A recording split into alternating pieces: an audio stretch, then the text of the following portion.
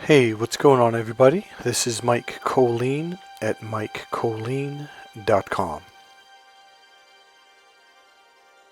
I have to say something. This image right here was when that comet was up in the air, and I will tell you what, ever since last summer, life has been, it's like a journey. It's been this exciting experience.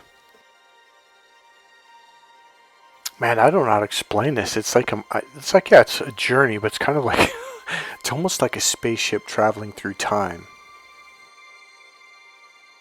For those of us who've been on the planet more than 35 years, the last 5 years have been a trip. Fortunately though, at least for some of us, and hopefully most of you guys on this channel, it has improved. Okay, here's the first thing I want to say. The way you heal the world is by healing yourself. The old way was back in the 70s, 80s, 90s, where people were running around trying to fix other people when they themselves were super toxic. In all sincerity, all healing is done within. You don't do it out there. You don't go to someone else. You don't fix the moon. You don't fix Jupiter. You have to fix yourself first, and then that expands out. About a week ago, maybe a little more, I just had this feeling like, man, there's a shift that's happening. Now, I didn't know about the 7 planetary alignment. I haven't been keeping up on this stuff, but it's been all over the place the last 4 or 5 days. And I have a feeling, I know I said it in the last video, but there's going to be a shift, and it's going to be a bumpy ride, but I don't want to put it like that because I have a feeling a lot of people on this channel, you've done a lot of healing. And you're learning about the art of letting go and going with the flow. For those of you who resist this awareness, this shift, this unveiling, it's going to be a bumpy ride because it's kind of like you're holding onto a car that's leaving and you're at the rear end of it. And you're just going to get literally dragged around. It's like it's going to be painful. Let it go. You're not supposed to go with that car. You're at your destination. This is where you're supposed to be. Just let go. And go with the flow. This is the time of least resistance, okay? This is the time where instead of fighting against stuff, this is where you go with the flow. Like, okay, this isn't working, so it's like you're looking for something that opens up and then you can go. Stop fighting the brick wall. Walk away from the brick wall and go through the opening. So, as we are going through this unveiling, I invite you to witness the story unfolding within you. It's like watching a movie that's shifting inside you.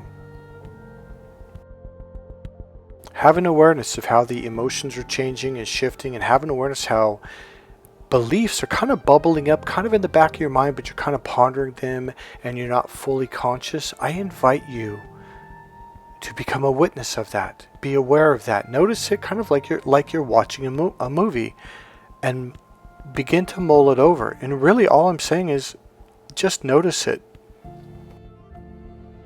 And you'll begin to have realizations of, oh, this isn't serving me, and it's okay to let it go.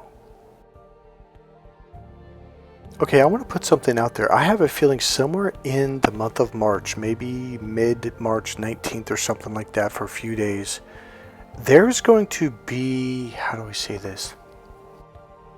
Something's going to happen, or you're going to have an awareness, or there's going to be some kind of a, I don't want to use the word shift too much, but it's like a shift in awareness, a shift in knowing. It's a realization something is going to become so obvious, you're going to become so aware of it, it's going to take you in a new direction. Now here's the deal, okay? This next month, or starting tomorrow, or actually this will be the third video, so starting yesterday, February 28th, you're going to get nudged by the universe to move in a direction, okay? Maybe something you're already doing but kind of holding back. It may be something that you know you need to do it. And this may be what happens in mid-March, where you're going to know, like you're like, oh. And here's, how do we say this? Man, I don't know how to, I'm just going to speak, hopefully it comes out. The universe, or the energy, or your emotions, whatever you want to call it, you're going to get nudged. And there's going to come a point in time where you're going to do it whether you whether you want to or not. This is part of your destiny, part of your journey. This is why you're here. Okay, so it's going to happen. I don't think it's going to be a forceful thing, but it's kind of like the more you resist it, the more uncomfortable you're going to be. So let go. Go. It's like once you see it, just go with it. Because you're going to anyways. Here's something I wanted to say in yesterday or last night's video on the 28th.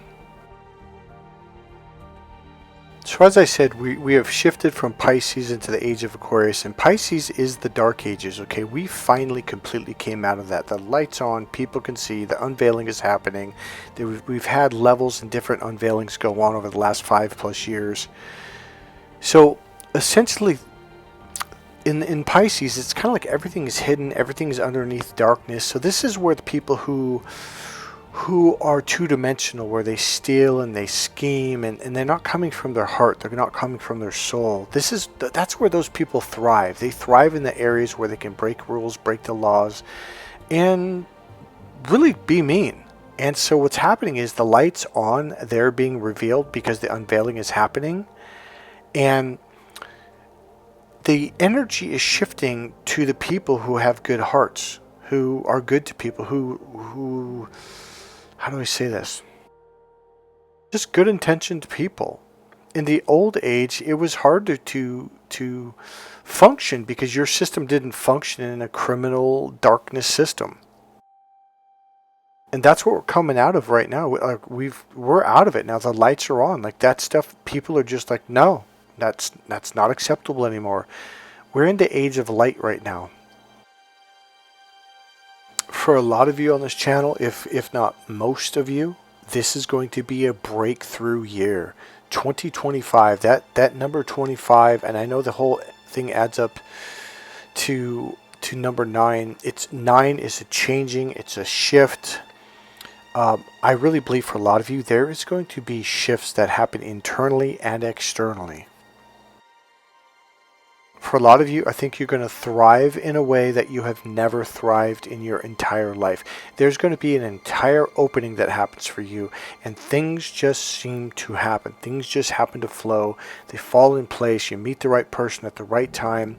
Someone does the right thing in the right moment that allows you to go through this corridor, go through this door, and money's going to fall in your lap. Success is going to happen. The doors are going to be open. This is going to be a very, very interesting year for everyone. Your work, your effort, your education, your experience, and your prayers are going to be answered. It's going to pay off. That's what this year is all about. Your manifestations, your efforts, your time, your energy, your studies. This is the year that it pays off.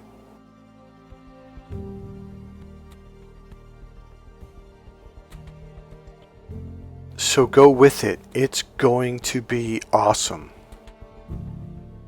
Okay, so I have a couple just random teachings I want to share with you because I think some of these beliefs are the old beliefs I was talking about. They were not supportive, but they sounded good, but they weren't. For example, let's go here with number 1. Okay, so here's something. No, it is not true. Equal pain to pleasure, okay? So a lot of people think, well, I have to suffer a lot in order to get good things in life. I have to work hard to make a lot of money. I have to suffer emotionally to have the equal amount of good emotions. No, that is not true. That is a lie. Now, like I told you guys, I'm going to go really quick through this because I want to get to the lesson, which I really just shared with you.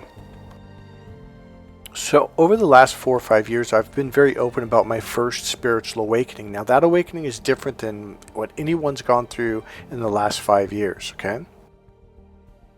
So after my 28th birthday, which by the way is a very important number, it's your 4th 7, and that's when you go through like a cyclic change. If you're going to go through a spiritual awakening, that's when it's going to happen. Another one is at the age of 56, which is where I'm at right now. So I went through this huge spiritual, and when I say spiritual, I mean spiritual. I was healing people. People would hold up a card, and I just like, 10 of diamonds, king of hearts, queen of spades. I would boom, boom. I would just know it. Okay. So I went through this really big awakening. Now, every night when I went to bed, it was like I went to class time, and there was these lessons, and every night I would get a lesson, and I would write it down when I woke up. So this would last for hours. On the very last one, and it was kind of weird because I remember falling asleep, and then I woke up in this other, you don't really see anything except almost like a chalkboard almost. You don't really see that either, but it's kind of like that. And it was like, it was just sitting there, and I had a feeling like, oh, this is it. This is the very last. On the one hand, I was tired because this was every night for 6 months. It was like I wasn't getting sleep. Although I was sleeping, it was kind of a weird experience. It was the last lesson, and one of the last lessons was this. Not one of, it was the last lesson of that 6-month period. So it was just blank, just kind of like looking up at the stars and the moon, or the night sky, but there's no stars. There's nothing. It was just darkness. And I was like, okay. And usually after, a few seconds or maybe a minute, class time would start. Well, nothing was going on. I'm like, okay, I'm here. And I knew that God was there. I could feel it. I could sense it. Call it the teacher. And all of a sudden, I was kind of like, well, what's going on? I was like, oh, this is the last lesson. And I think that's what it was trying to tell me. But it was also telling me this is a blank canvas. And then all of a sudden, a little kind of like, it wasn't a piece of chalk, but it was like like energy. And it drew from left to right and went down and then back from right to left and then back up. It drew a rectangle. I'm like, okay. And it took me a while. I was just sitting there like, okay. Usually it would kind of come to me a little bit faster. I'm like, okay, well, what's the lesson? And it always did everything symbolically. There was no verbal. Everything was done in symbols. So then it hit me like, oh, that's the beginning and the ending, the alpha, the omega. And I'm kind of looking at this. I'm like, okay, what's the purpose? I didn't get it. And then it had all these little streaks going, like falling stars, like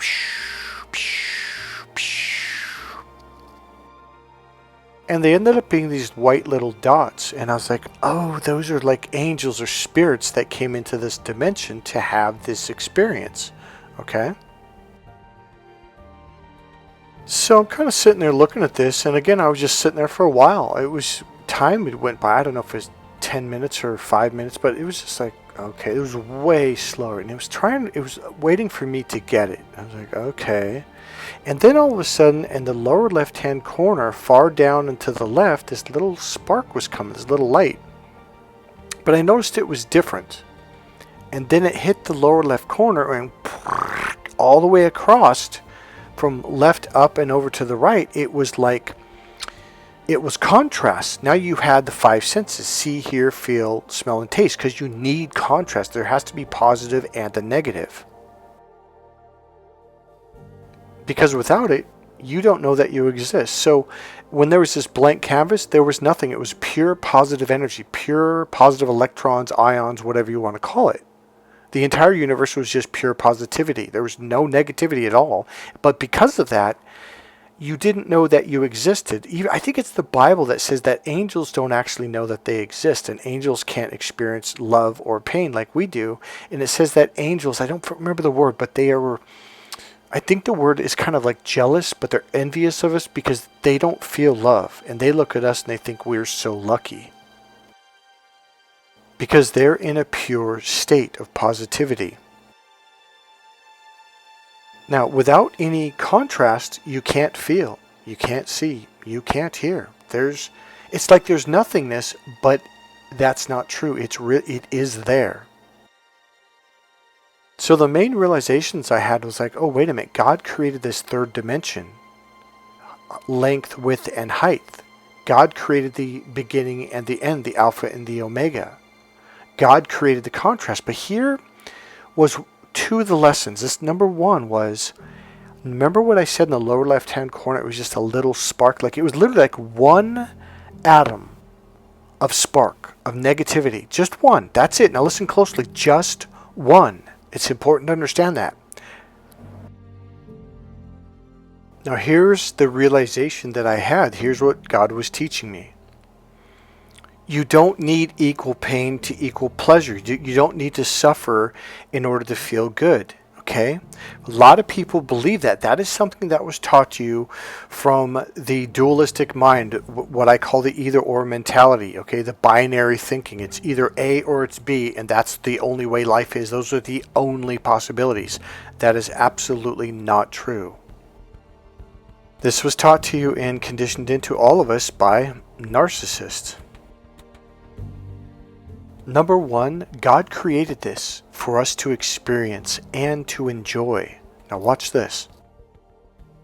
With that one spark of negativity, you got to experience light. See, without darkness, you can't see light. See, before it was all light. It was pure light. That's where the angels are at. Pure light, pure positivity. But they can't see because there's no reflection. It's kind of like out in space. Why can't you see light out in space? Why is it dark? Because there's no contrast. You have to bounce it off the moon, off the earth. Like there has to be something for it to reflect off of. So what I realized was, oh, wait a minute, like all this pain and suffering is not necessary. See, that's the lie that the demons wanted you to believe so they could hurt people. It's kind of like, well, as long as those people are suffering over there, I can live a better life. No, that is absolutely not true. Nobody needs to suffer for you to be happy. Nobody needs this. You don't even need to suffer to be happy. That is a complete falsity. You just need one atom of negativity to create all this joy, to create the contrast, to experience all this light, all this joy, all this love, all this compassion, all this happiness, all this emotionally fulfilling and meaningful experiences in life. But I will tell you one thing that's kind of sad. Most people need to suffer tremendously in order to learn the lessons. Now, when I say need, I don't mean like you have to do that. It's just that some people, like you could tell them something, like they're not going to learn until they suffer tremendously. And then like, oh my God, like 15 people tried to tell this to me like over the last 20 years and they finally get it. Okay, now let me read this off one more time and then I'm going to give you something that you've heard before, but it didn't quite really sink in. So here it is. So earlier I said, no, it's not true equal pain to equal pleasure. Okay, you just need a tiny bit of negativity to experience plenty of pleasure, plenty of joy, plenty of happiness, okay? Alright, so I know you've heard this a lot in your life, okay? A moment of pain is worth a lifetime of glory. How much pain? A lot? 50 years for 50 years? No. A moment. You want to know why a lot of people become drug addicts and turn to drugs and alcohol? Because of this belief. After living this way for, let's say you're really disciplined, you worked hard from second grade on, started winning state championships as a kid and as a teenager, as a young adult, you just work, you get up and you run 7 miles, you do 200 push-ups, 300 sit-ups, 200 jumping jacks, you stretch for, like I did, and you just push it and you suffer, and then you're like, okay, now I can receive goodness, I can experience the good side of life. After doing that for 2.5 to 3 decades, you're like, it's not worth it. A lot of people don't last that long. They kind of break down probably in middle school or high school or probably the early 20s, and they just say, I can't take it anymore. So they turn to drugs, thinking, see, this is the thing about beliefs. Beliefs create your reality. If you believe in this equal pain, equal joy, equal pain, equal pleasure principle, your unconscious mind goes, oh, well, okay, well, we got to suffer for a while before we can experience anything good. That's a really painful life. I mean, Jesus himself literally said, if you believe, you shall receive whatever you ask for in prayer. Nowhere does he ever say you have to suffer. He says you can have it right now. Just gotta believe. Believe it, imagine it, boom. So in this video series, the 7 planets aligning, manifest, unveiling, etc., I think this is one of the beliefs that you might be going, man, that whole like equal pain, equal pleasure thing, that's kind of a bullshit belief, and it is. Even hard labor was meant to be rewarding and meaningful. Hell, everything. I don't care if you're a haircutter. I don't care if you're a tax person. I don't care what you. See, one of the things in the Book of Genesis, I've read this off in an older video where I found a point when I looked up like, well, what does that mean in the Greek Hebrew language? And it said, well, work. God always meant for work to be rewarding. You were meant to do the. See, I have a friend that's a sheetrocker, and I remember in our 20s, I said to him, now this guy owned a house, and a year after I said this to him, he bought the house across the street. He was the wealthiest guy out of my class, out of Vintage High, out of Napa. Now, I think at this point, we were about 22, 23 years old. I think he bought his first house when he was 19 or 20 years old, or 21. He had a Ford Mustang fixed up. He had a boat, had a jet ski. I mean, this guy just had everything. And on top of it, he had a work van. And I remember saying to him, like, it's not too late to go to college. You're still young. And he looked at me like, why the fuck would I want to go to college? To be poor like you? And I was like, yeah, it's because I was. And he broke it down. He goes, look at everything I own. Look at you. He goes, you have a car. That's it. And he goes, I'm getting ready to buy the house across the street. I'm going to rent that out to make more money. He goes, I have investments. And I was like, man, I just never, I saw it, but I didn't see it. Now, he said something that really made sense and matches up with what the Bible said. Now, to me, being a sheetrocker would be a nightmare. I would hate it. I just don't like that kind of work, okay? I'm a hardworking guy. I've always worked hard my whole life, physical labor, etc., etc. I've done janitorial work. I've been in the airborne infantry. I've dug ditches. I mean, I've done everything you can imagine, from working at the grocery stores to restaurants to whatever.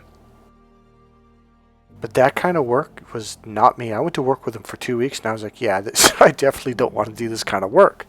But that's because it wasn't meant for me. Now, here's something he said to me that day when I said, hey, you could still go back to college.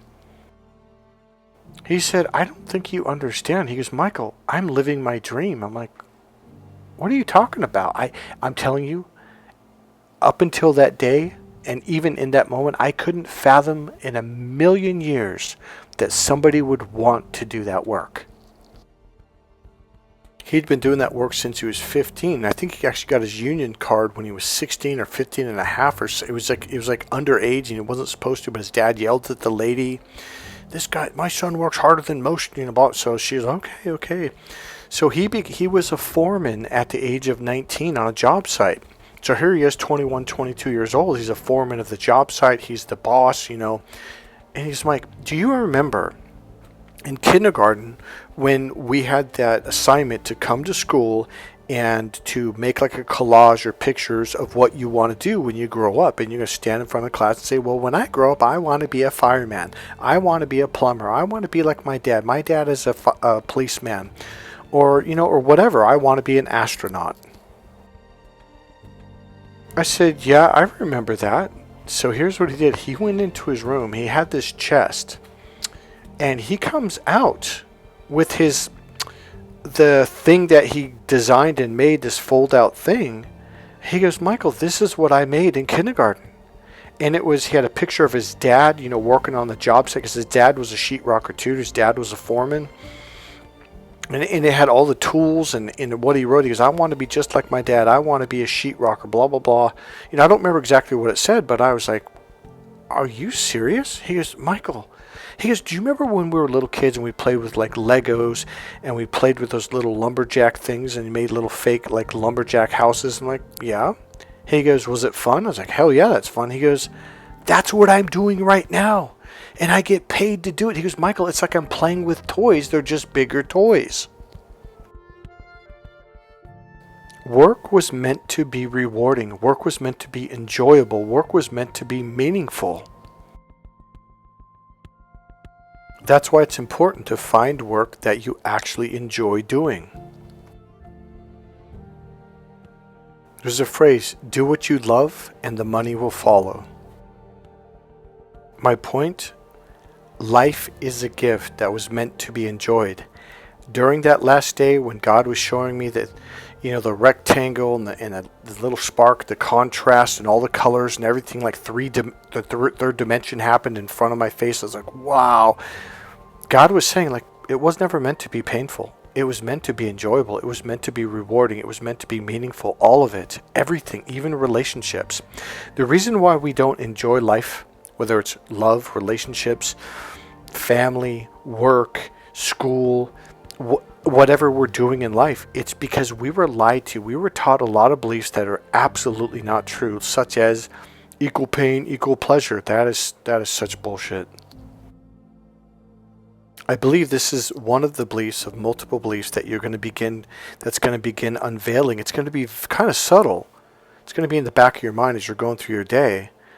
But pay attention to it, and then think about it later on when you're at home, or you can sit down and kind of mull it over and be like, wow, like they are being revealed.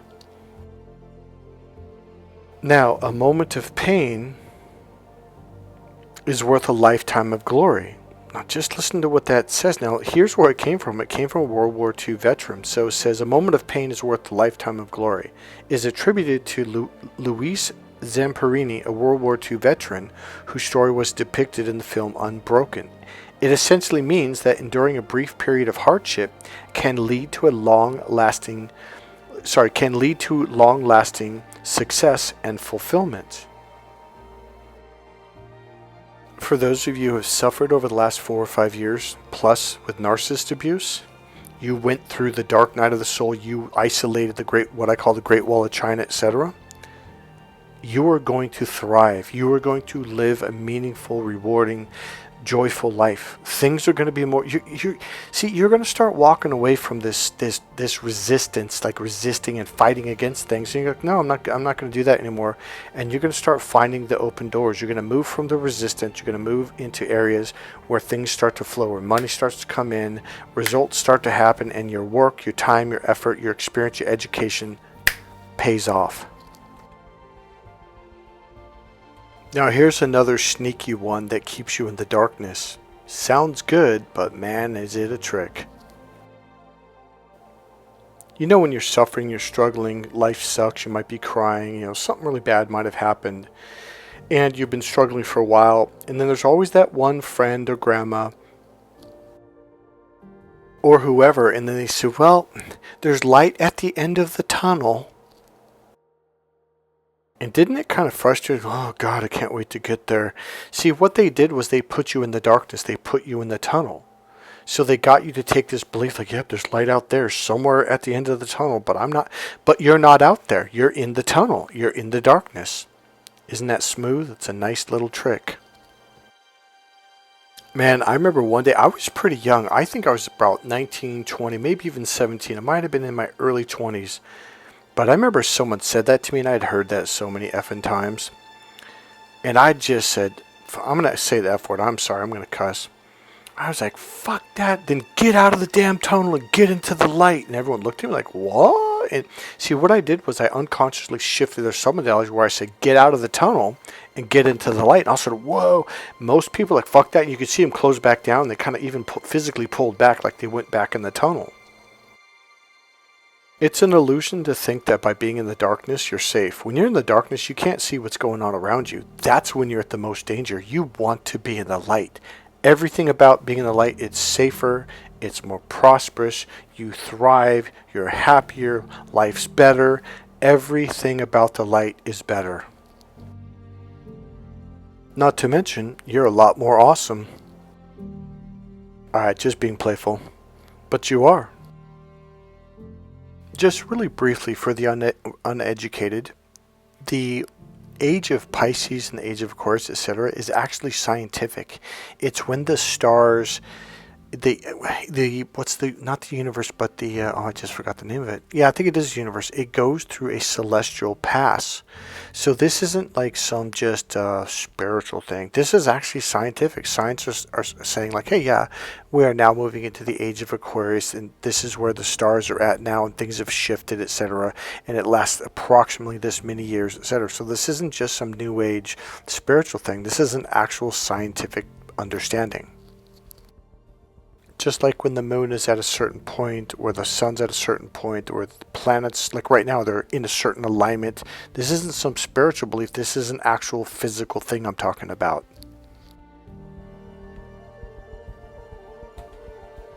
Alright guys, that's it for this video. I hope you guys enjoyed this video. I have a feeling for a lot of you, maybe all of you, life is going to start turning around. Go with the flow, see what happens. And when you start noticing resistance, go around. God bless you guys. I'll see you in the next video. Remember, click subscribe, click the all bell, click the like button, go ahead and make a comment. And as always, you can go ahead and make a donation. There's a PayPal link right there in the description box. God bless you guys. I'll see you soon. Bye.